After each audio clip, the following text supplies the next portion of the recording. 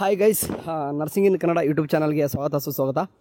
Okay, ಯಾಕೆ ಈ video ಮಾಡ್ತಿದ್ದೀನಿ ಅಂತಂದರೆ ರಿಸಲ್ಟ್ ನಾಳೆ ಚೆಕ್ಔಟ್ ಮಾಡ್ಕೊಂಡಿದ್ರೆ ಮೇನಾಗಿ ಇಲ್ಲಿ ಏನು ಗೊತ್ತಾಗ್ತಿದೆ ಅಂತಂದರೆ 3 ಮತ್ತು 4 ಕಂಡೀಷನ್. ಒಂದು ರಿವ್ಯಾಲ್ಯೂಷನು, ಇನ್ನೊಂದು ರೀಕೌಂಟು, ಇನ್ನೊಂದು ಫೋಟೋ ಕಾಪಿ.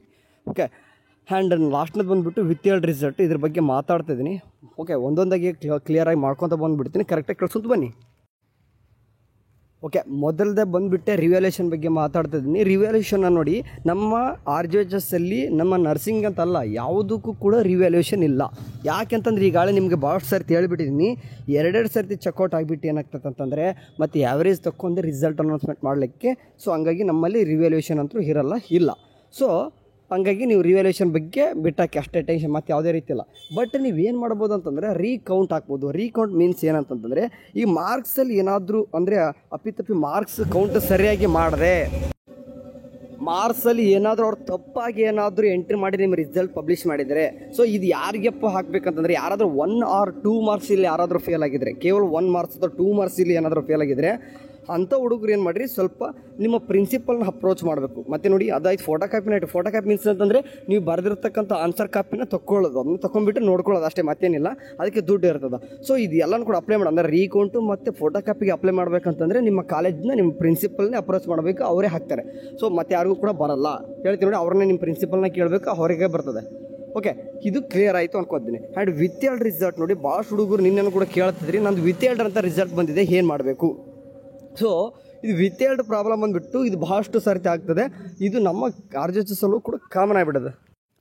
ಸೊ ಮೀನ್ಸ್ ಇಲ್ಲಿ ನೋಡಿ, ವಿತ್ ಹೇಳ್ಡ್ ರಿಸಲ್ಟಲ್ಲಿ ಯಾವ ರೀತಿ ಆಗುತ್ತೆ ಅಂತಂದರೆ, ಎಷ್ಟು ಹುಡುಗರು ಮಾಲ್ ಪ್ರಾಕ್ಟೀಸ್ ಅಂತ ಕರಿತೀವಿ. ಮೀನ್ಸ್ ಯಾವಂತಂದರೆ, ನಮ್ಮ ಕಾಲೇಜಲ್ಲಿ, ನಿಮ್ಮ ಕಾಲೇಜಲ್ಲಿ ಕೆಲವೊಂದಿಷ್ಟು ನಿಮ್ಮ ಡೀಟೇಲ್ಸ್ಗಳನ್ನು ಎಲ್ಲ ಕೂಡ ಫೀಸ್ ಮಾಡಿರೋದಾಯಿತು, ಮತ್ತು ಎಲ್ಲನೂ ಕೂಡ ಅದೇನಾದರೂ ಮಿಸ್ಟೇಕ್ ಆಗಿ ಅಂದರೆ ಕಾಲೇಜ್ ಕಡೆಯಿಂದ ಯೂನಿವರ್ಸಿಟಿಗೆ ಸಬ್ಮಿಟ್ ಮಾಡದೇ ಇದ್ದಾಗ, ಅಥವಾ ಕೆಲವೊಂದಿಷ್ಟು ಮಾರ್ಕ್ಸ್ ಆ್ಯಡ್ ಮಾಡೋದಿರ್ತದೆ ರಿಸಲ್ಟ್. ಓಕೆ, ಥಿಯರಿ ಮತ್ತು ಪ್ರಾಕ್ಟಿಕಲ್ ಮಾರ್ಕ್ಸನ್ನು ಹೊರತುಪಡಿಸಿ ಮತ್ತೆ ಬೇರೆ ಮಾರ್ಕ್ಸ್ಗಳು ಆ್ಯಡ್ ಮಾಡೋದಿರ್ತದೆ, ಅದು ಕಾಲೇಜ್ ಕಡೆಯಿಂದ ನಡಿಬೇಕು.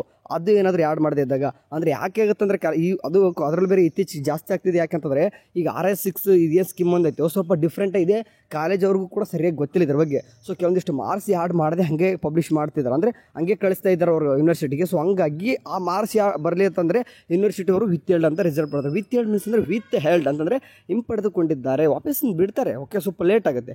ಸೊ ಅಥವಾ ಇನ್ನೂ ಕೂಡ ಕೆಲವೊಂದಿಷ್ಟು ಟೈಮಲ್ಲಿ ಎಕ್ಸಾಮಲ್ಲಿ ಕೂಡ ನಡೀತದೆ. ಮೀನ್ಸ್ ಯಾವ ರೀತಿ ಅಂದರೆ, ಎಕ್ಸಾಮಲ್ಲಿ ನೋಡಿ, ಎಕ್ಸಾಮ್ ಬರೀತಿರ್ತೀರ, ಅಲ್ಲಿ ನೀವು ಏನಾದರೂ ಎಕ್ಸಾಮ್ ಬರೆಯುವಾಗ ಕೆಲವೊಂದು ಟೈಮ್ ಏನಾಗ್ತದೆ ಅಂತಂದರೆ, ನೀವು ಏನಾದರೂ ಅಲ್ಲಿ ನಂಬರಿಂಗ್ ತಪ್ಪು ಬರೆಯೋದು, ಅಥವಾ ಏನಾದರೂ ಅಲ್ಲಿ ಆಳೆ ಏನಾದರೂ ಹರಿದಿದ್ರೆ, ಅಂದರೆ ಎಕ್ಸಾಮ್ ಬರತಕ್ಕಂಥ ನಿಮ್ಮ ಆನ್ಸರ್ ಪೇಪರ್ ಏನಾದರೂ ಹರಿದಿದ್ರೆ, ಆ ಥರ ಕಂಡೀಷನ್ ಇದ್ದರೂ ಕೂಡ ಏನಾಗ್ತದೆ, ಅದು ವಿತ್ ಹೇಳ್ಡ್ ಅಂತ ಕನ್ಸಿಡರ್ ಮಾಡ್ಕೊಂಡು ಅದನ್ನೇ ಮಾಡ್ತಾರೆ, ವಾಪಸ್ ಬಿಡಿದ್ರೆ.